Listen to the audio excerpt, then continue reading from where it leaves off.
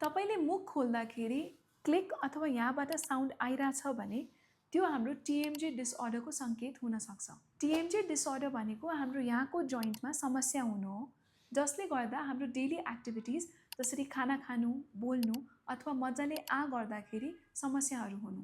यसका सिम्पटम्सहरू हुन् jaw pain, मुख खोल्न गाह्रो हुनु, यहाँबाट क्लिकिङ अथवा साउन्ड आउनु अनि फ्रिक्वेन्ट हेडेक्सहरू हुनु। यसका मुख्य कारणहरू यी हुन् हाम्रो जोइन्टमा स्ट्रेन हुनु, स्ट्रेस हुनु, बाइटको म्यालअलाइनमेन्ट हुनु अथवा राति दाँत किटकिटाउनु। अर्ली डायग्नोसिसले यो समस्या अझै बढ्दै जाँदैन अनि पेन पनि हाम्रो कम हुँदै जान्छ। त्यसैले समयमै टिएमजेको प्रब्लमलाई कन्ट्रोल गर्नुहोस् अनि आफ्नो डेन्टिस्टकोमा गएर सल्लाह गर्न नबिर्सिनुहोस्।